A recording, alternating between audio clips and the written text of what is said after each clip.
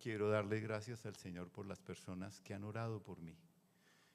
No tanto por el hecho de que voy a predicar, sino porque estuve mal y ellos estuvieron pendientes de mí. Y Señor, yo quiero decirte que me conmueve mi congregación, donde hemos estado preocupados y cuidándonos unos a otros. Y te damos gracias por la manera como tú te has manifestado con nosotros. Y te damos gracias también, Señor, porque tú sigues ahí oyéndonos y tú estás tratando a las personas que están en una condición de aflicción. Te doy gracias por esas reuniones de las 7 de la noche todos los días. Y siento, Señor, que tú nos has oído. Ver a José levantado hoy, aquí asistiendo al culto, es algo que me conmueve. Gracias, Padre, por eso. Ahora yo te pido que me ayudes, como decía Yubeli, a que yo pueda transmitir lo que tú me has enseñado. Y gracias, Señor. Y encomiendo toda la congregación y yo mismo ante ti, y lo hago en el nombre de tu Hijo, el Señor Jesucristo. Amén. Bueno, muchas gracias. Es muy grato estar delante de ustedes realmente, sobre mis pies y caminando tranquilo, y con un corazón que tiene unas mejoritas. Bueno, yo quisiera contarles, iniciar con una historia que me conmovió y que ocurrió hace un par de semanas. Y esto yo creo que será muy grato, sobre todo para los hombres y también para muchas mujeres que les gusta el fútbol, porque es una historia de fútbol.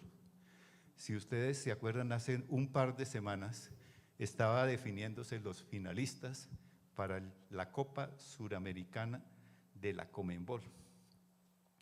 Y un jugador colombiano en un equipo argentino que se llama Racing, que estaba jugando con un equipo que se llama Corinthians, logró que su equipo ganara el partido. Y digo que lo logró porque hizo los 2 goles que le permitieron hacer. Y eso me pareció, hacía 32 años que Racing no participaba. Yo no soy fanático de Racing, ni fanático de Corinthians, ni de ningún equipo del fútbol en particular, excepto el Quindío, pero el Quindío no viene para acá. Ahora bien, pero lo que me llamó la atención no fue que ese equipo ganara, y sí me gustó que ganara con los goles de Juan Fernando Quintero, Juanfer, que le dicen. Pero a mí lo que realmente me conmovió, y lo traigo a cuento aquí, es lo que él dijo públicamente. Él dijo, y lo pueden mirar ustedes en el Heraldo, que es un diario y una agencia de prensa de Barranquilla, él dijo, conmovido. Yo tuve la oportunidad de ver ese partido y cuando ese muchacho salió, ese muchacho estaba triste, es decir, no triste, conmovido. Entonces, él dijo, soy un elegido de Dios.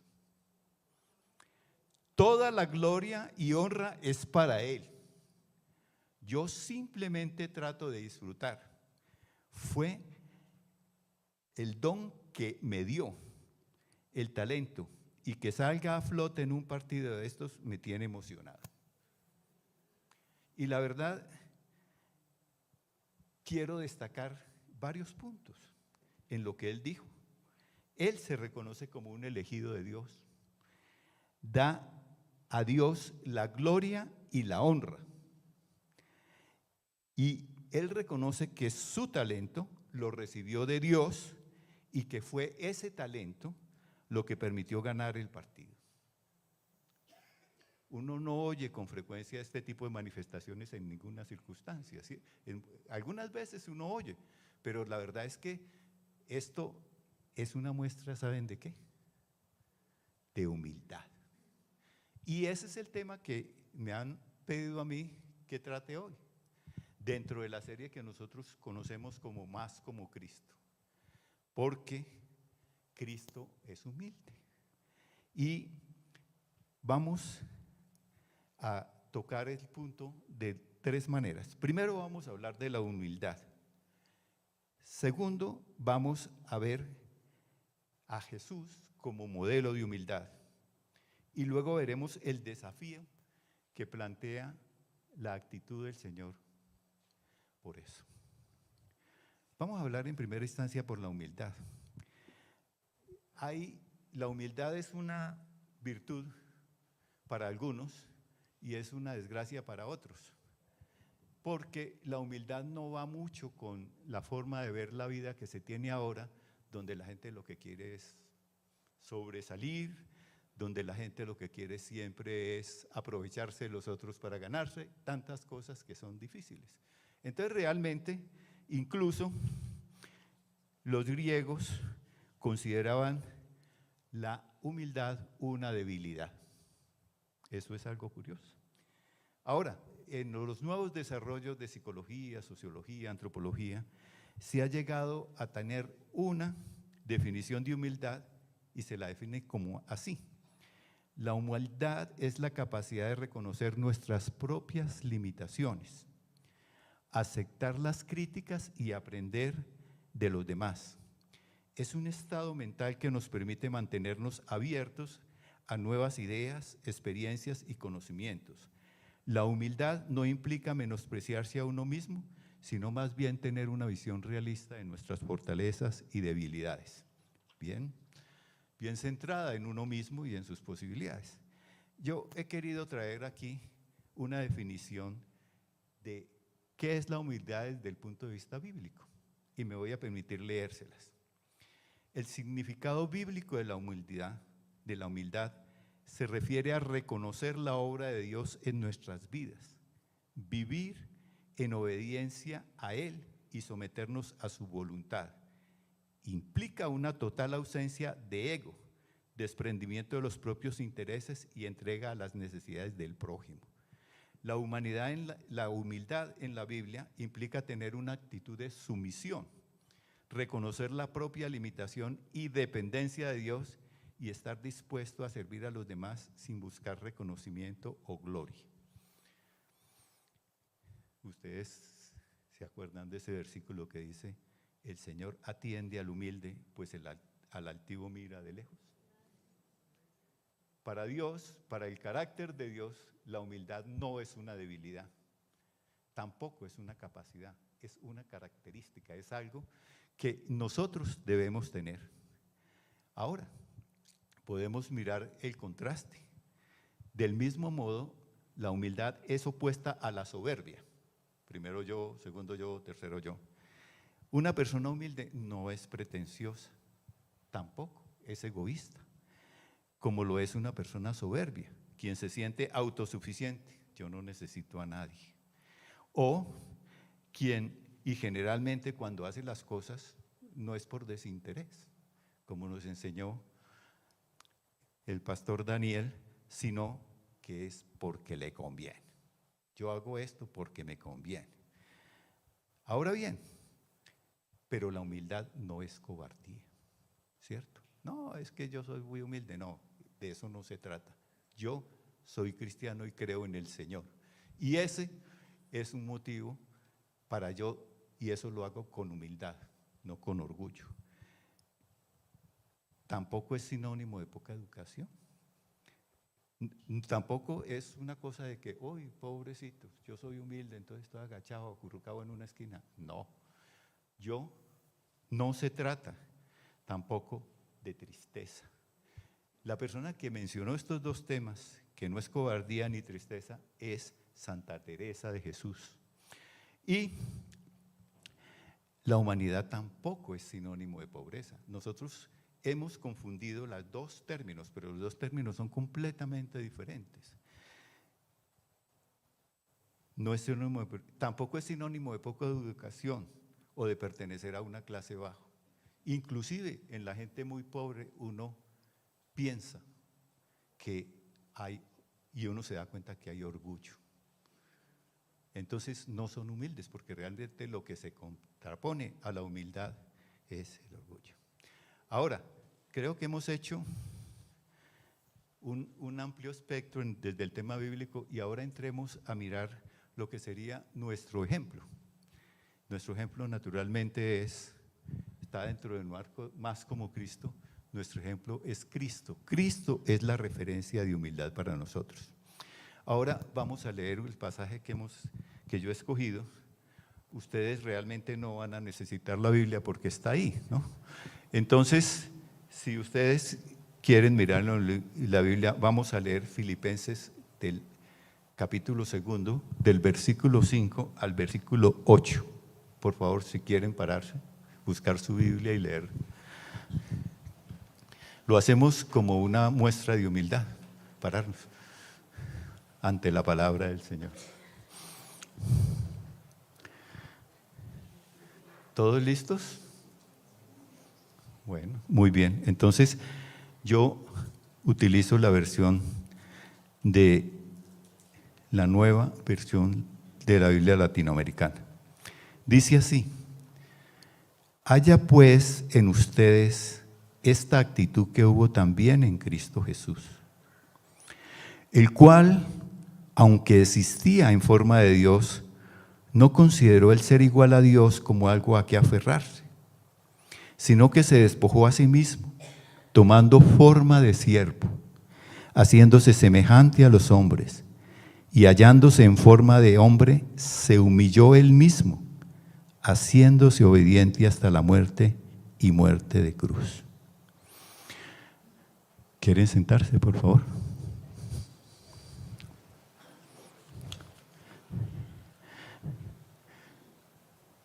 Miremos en primera instancia el primer versículo, el 2:5.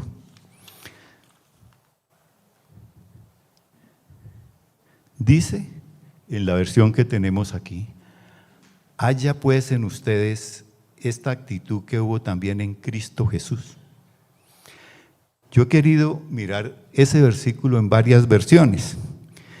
En la Nueva Traducción Viviente dice: tengan la misma actitud que tuvo Cristo Jesús.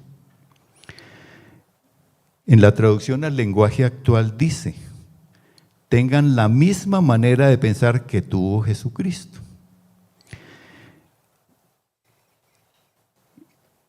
También otra versión dice: la actitud de ustedes debe ser como la de Cristo Jesús. Y he tomado también la palabra de Dios para todos, que dice: piensen y actúen como Cristo Jesús. Esa es la misma manera de pensar que les estoy pidiendo que tengan. Entonces, ustedes pueden ver que en todos estos casos nos damos cuenta que hay una invitación a ser, a tener el sentir, a pensar, a actuar como Cristo actuó. Recuerden también que ahí en Corintios 2:16 se nos dice que nosotros tenemos la mente de Cristo. Dice Corintios 2:16, porque ¿quién ha conocido la mente de Cristo para que lo instruya? Pero nosotros tenemos la mente de Cristo. O sea que no tenemos muy en claro cuál es la referencia. Yo pienso que la humildad es algo que se deriva en el Señor Jesús de su esencia misma de ser. En Mateo 11:29, Él dice: aprendan de mí, que yo soy manso y humilde de corazón. Entonces me llama la atención algo: humilde de corazón, dice. ¿Qué significa humilde de corazón? Que realmente forma parte de la esencia misma del Señor. Y eso quiere decir que, pónganse en ustedes a pensar, que la humildad es algo de la esencia misma de Dios, ¿sí? O sea que uno no podría menospreciarla en un momento determinado. Alguien podría tener una apariencia de humildad, pero con un corazón lleno de orgullo y arrogancia. Jesús dijo que aquellos que son pobres en espíritu tendrían el reino de los cielos. Ustedes han oído hablar de las bienaventuranzas, ¿verdad? ¿O no? Esta es la primera bienaventuranza. Pero ¿qué significa pobre en espíritu? ¿Quiénes son los pobres en espíritu que van a tener el cielo? Los pobres en espíritu que van a tener el cielo son definidos así por un comentarista: Pobres en espíritu son aquellos cuyos corazones no están llenos de soberbia, orgullo y vanidad. Los que no son sabios en su propia opinión, ni piensan jactanciosamente acerca de sí mismos. Por el contrario, son humildes en las cuestiones espirituales, pues reconocen que en sí nada son, nada vale. Saben que si algo tienen, lo deben al Señor, dador de todo don perfecto. Y por eso mismo, Él debe esperarlo todo y depender siempre. Santiago 1:17 nos dice: toda buena dádiva y todo don perfecto viene de lo alto, desciende del Padre de las luces, con el cual no hay cambio ni sombra de variación. Entonces, fíjense ustedes que cuando el Señor nos llama en su palabra a pedir que tengamos esa actitud, está tomando toda esta serie de referencias que son referencias que aparecen básicamente en su palabra, ¿cierto? Todo lo recibimos de Dios, todo, absolutamente todo. Entonces, ¿por qué nos debemos enorgullecer de eso que realmente Él nos dio?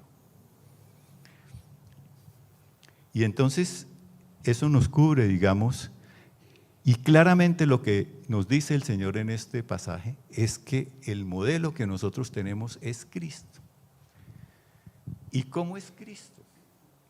Ustedes pueden ver que cuando colocaron el aviso ahí, la inscripción, pusieron en letras negras: haya pues en usted esta actitud que hubo también en Cristo Jesús. Eso está en negro no por casualidad, porque esa es la referencia básica. La referencia básica para nosotros de la humildad es Cristo, Cristo Jesús. Y si nosotros queremos ser más como Cristo, una de las cosas que tenemos que hacer es aprender cómo es esa humildad. Y los versículos que están en blanco nos están diciendo ahí, esos 3 versículos nos están diciendo a nosotros cómo fue que vivió Cristo, que terminó dándonos la referencia de lo que debe ser la humildad. Entonces, miremos un poquito esos 3 versículos. Los podemos mirar. Primero, veamos el versículo 2:6. Yo he titulado esa parte: no se aferró a ser igual a Dios.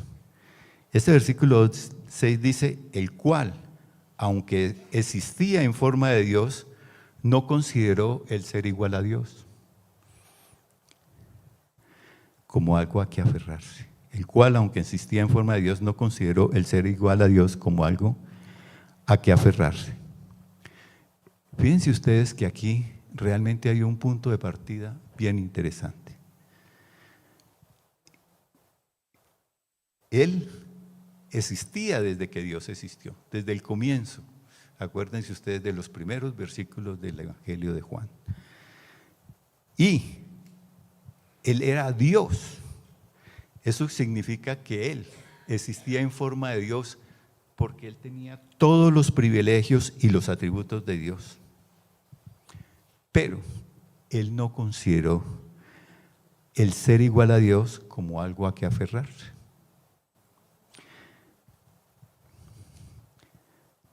Pero ojo, eso no implica que pase lo que pase, Él haya dejado de ser Dios. Lo que sí resulta claro es que Él no utilizó a su favor el hecho de ser Dios. Y eso, en primera instancia, empieza a mostrarnos un aspecto de la humildad, ¿cierto? Del carácter, de su carácter de humildad. La implicación es de que si Jesús estuvo dispuesto a dejar de lado sus propios derechos en obediencia a los propósitos más altos del Padre, nos llega a hacernos una pregunta: ¿por qué no podemos hacer nosotros lo mismo? Si Él estaba ahí, en un lugar privilegiado como Dios, y Él fue capaz de dejarlo, ¿por qué no podemos tener su mismo sentir y considerar a los otros como más importantes que nosotros mismos? Yo les dejo esa pregunta. Veamos el versículo 2:7. Es una pregunta desafiante realmente. El versículo siguiente, el 2:7, se hizo hombre.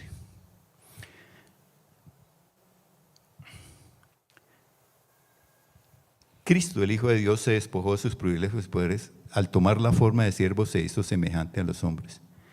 Era Dios. Como Dios no podía morir, era eterno, pero como hombre sí podía morir. Uno se imagina, como yo soy ingeniero, entonces siempre miramos, digamos, alternativas de solución, ¿no? Entonces uno se imagina a Dios pensando, oiga, ¿por qué no, en lugar de volverse hombre, por qué no se vuelve, por ejemplo, un serafín, ¿cierto? Un querubín, un arcángel, un ángel. Pero ninguna de esas formas podía llenar el requisito de morir en la cruz. Solo tomando la forma de siervo, haciéndose hombre, podía cumplirse el plan diseñado para la salvación de todos nosotros. Pasemos al siguiente. Y hallándose en forma de hombre, se humilló él mismo, haciéndose obediente hasta la muerte y muerte de cruz. Fíjense ustedes que todas estas cosas que describen realmente desde el nacimiento del Señor, desde la eternidad hasta la otra eternidad cuando regresó donde su Padre, nos cuenta, digamos, alguien que vivió y que tuvo un sentir y que nos está diciendo, oiga, el ejemplo que ustedes tienen es ese. Ustedes, si Dios lo hizo así,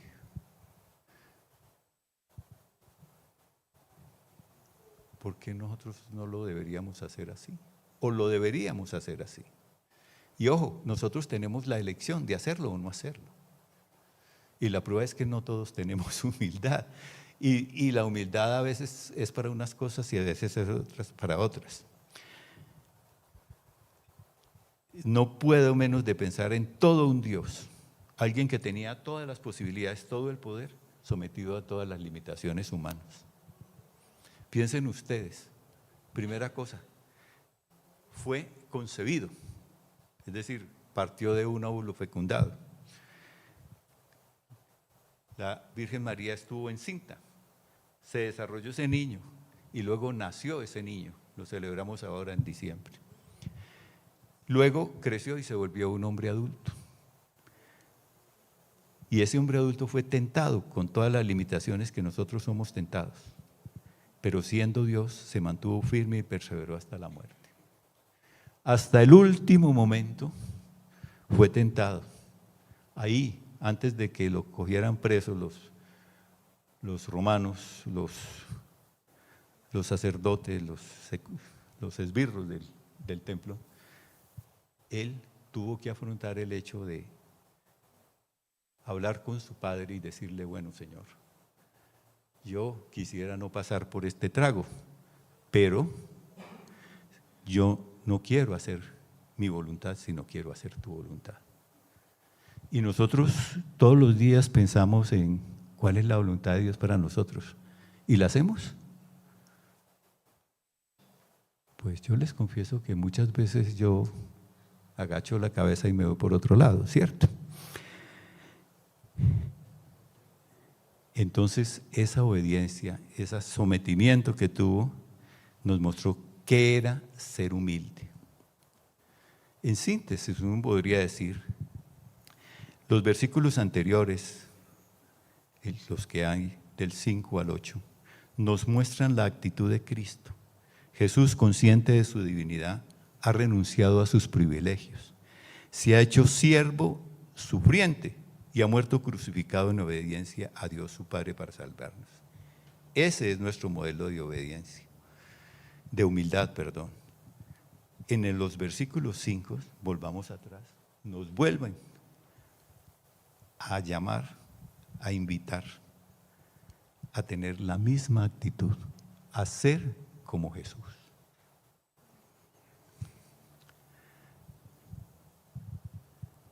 Ahora yo pienso que nosotros tenemos algo que sería un reto, un desafío, un llamado. Filipenses 2, de 3 a 4, que son los versículos anteriores a esto, nos dicen que una actitud humilde de un cristiano no es actuar movidos por el egoísmo y vanagloria. Debemos considerar a los demás como superiores a nosotros y buscar no solo nuestros intereses, sino los de los demás. Cristo lo hizo y como Él lo hizo, nosotros debemos ser humildes. Todo esto suena muy hermoso, pero en el mundo actual en que vivimos no parece ser realista. En primera instancia, el egoísmo está en todos nosotros. Primero yo, después yo y de tercero yo. Somos egocéntricos y soberbios. Creemos que solo nosotros podemos hacer las cosas bien, tener una opinión excesivamente favorable de nuestras habilidades, importancia o inteligencia. A ver, de todos nosotros, ¿usted ha sentido alguna vez que lo que se dice no vale la pena, cierto? Porque finalmente él no toca tan bien como yo, no compone tan bien como yo. O finalmente yo sé cómo son las cosas, ¿cierto? Y ese tipo de actitud realmente es muy común. Ahora, con ese punto de partida en que yo sé, de electricidad, por ejemplo, en mi caso, es difícil que no me considere superior en ese aspecto a otras personas. Y desde luego, si yo estoy teniendo mis intereses en conflicto con los intereses de otra persona, ¿qué tan fácil es que lo logremos, que realmente yo agache la cabeza y acepte lo que el otro dice? Muchas veces me pasa con mi esposa que ella me dice, es que lo tienes que hacer así y así. Y yo digo, no, ella no sabe. Y lo hago como yo creo. Y luego ella me mira y me dice, no te dije qué. Y entonces yo por dentro siento un poquito de rabia. Pero tengo que reconocer que ella tenía razón. Realmente hay un pastor luterano bien interesante que se llama Richard Lenski, que ya murió, y él escribió lo siguiente: la idea pagana, los antiguos griegos consideran la humildad como un defecto y no una virtud. La idea pagana y secular de la humanidad es asertividad propia, yo. El imponer la voluntad de uno sobre los demás. Cuando alguien se inclinaba hacia los demás, éste lo hacía por compulsión, por lo que su acción era vergonzosa, oprobio. La idea ética de la humanidad no puede ser alcanzada por la mente secular. A esta le falta tierra espiritual. Entonces, pero ese es el gran desafío que nos plantea el modelo definitivo de la humildad, el Señor Jesús. Ese es nuestro llamamiento. Hay que tener claro que el Señor nos llama a la humildad porque Él es humilde. Además, si ustedes miran los pasajes de la Biblia, podemos volver a una de las primeras citas que yo hice. Dios atiende al humilde, pero al altivo mira de lejos. Muy bien, entonces, como último, quisiera hablar de algunas formas de conductas humildes en nuestra vida cotidiana. Quisiera hacer una enumeración, entonces voy a ir lento. Por ejemplo, es un acto de humildad saber pedir disculpas, porque cuando yo pido disculpas reconozco que no hice bien y que el otro tiene la razón. Segundo, perder el temor a cometer errores. A veces somos perfeccionistas, entonces yo no hago tal cosa porque de pronto no me sale bien. No es una conducta de tipo. Aceptar las críticas constructivas. Maridos, acuérdense de eso, y mujeres también acuérdense de eso. ¿Qué tal pedir ayuda? ¿Está usted dispuesto a pedir ayuda? ¿Sí? ¿Es fácil para ustedes pedir ayuda? ¿O les da pena? No, es que qué incomodidad para la persona por eso. Yo necesito eso, pero usted no lo quiero incomodar. Reconocer y agradecer a las personas que ayudaron a uno en el desarrollo de las capacidades. Hoy se van a realizar las exequias de uno de mis profesores en la universidad, que se llama Albano Ariza. Él me enseñó a mis circuitos. La verdad es que yo estoy muy agradecido con él. Es todo un personaje. Bueno. Sexto, admitir cuando hay algo que uno no entiende. ¿Es eso fácil? ¿Sí? A ver, Olimpio, ¿para usted es fácil? Ah, no, bueno, pues estamos en el mismo bando. Pedir a los demás la opinión sobre diferentes asuntos. Uy, a mí me enerva muchas veces cuando mi mujer dice, fulanita de tal dijo que la cosa es así. Yo digo, ¿y por qué tiene que preguntar? Pero ¿saben una cosa? Muchas veces, ella tiene toda la razón y lo que la señora le aconsejó a ella o lo que ella averiguó estaba correcto. No compararse ni comparar a los demás, ¿sí? Yo comparo mi carro con el carro que tiene Edwin y me da envidia. No debería compararme, debería darle gracias a Dios porque tengo ese carrito. Dar crédito a los verdaderos autores de la cosa. Yo, cuando hice este sermón y leí eso, me puse a buscar las referencias de cada cosa que dije, porque realmente hay que darle crédito de las ideas. Otra forma de humildad es saber perder en las diferentes circunstancias de la vida. Es la realidad. Si perdimos, perdimos. No podemos que envenenarnos por eso. Bueno, otro, el número 12. Hay que reconocer que siempre hay más para aprender. Yo sé hacer unas galletas muy ricas, pero siempre si yo consulto en autores uno puede mejorar la calidad de las galletas, ¿cierto? No sé quién hace galletas aquí, pero se me ocurrió eso.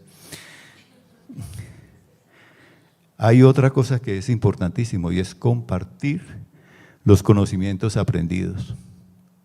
Hay una frase que dice, saber es poder. Pero el saber es poder es una frase falsa, porque si usted sabe y no hace que otras personas aprendan, ese saber no va a servir para nada. Va a ser una cosa de autosatisfacción, pero no va a redundar en beneficio de otros. Entonces, hay que compartir.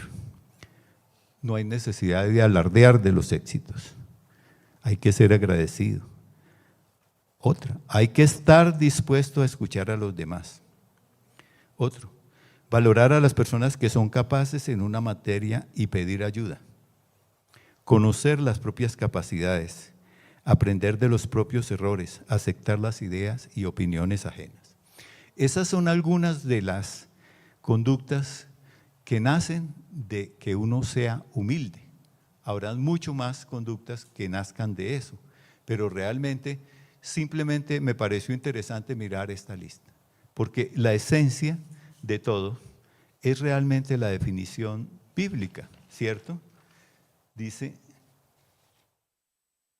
reconocer la obra de Dios en nuestras vidas, vivir en obediencia a Él y someternos a su conducta, implica una total ausencia de ego, desprendimiento de los propios intereses y entrega a las necesidades del prójimo. La humildad en la Biblia implica tener una actitud de sumisión. El Señor Jesucristo, estuvo sometido al Padre.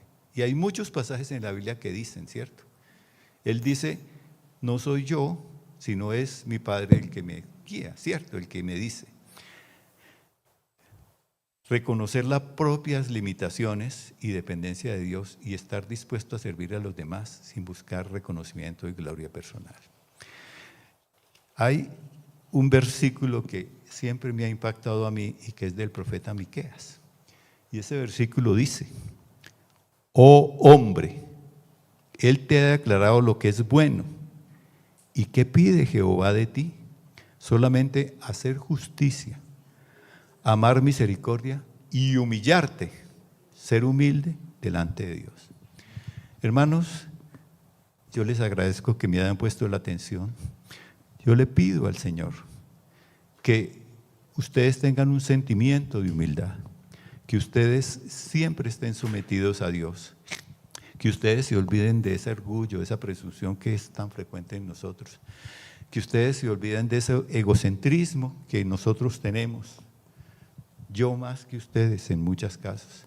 Yo les pido, Señor, porque lo que yo quisiera pedirle al Señor para esta comunidad es que todos seamos humildes y que ese amor que hemos visto en estos días cuando orábamos por las personas que estaban en situación de aflicción, de enfermedad, se manifieste continuamente en todas las circunstancias para nosotros, porque en verdad eso es lo que nos manda el Señor, tener la actitud que hizo Jesús, que llegó a la muerte, que se sometió a condiciones complejas, que se bajó del trono y fue, siendo Dios, se hizo hombre y siendo hombre nos sirvió y siendo Dios murió por nosotros en la cruz. Que el Señor los bendiga a todos y esta es mi oración. Amén.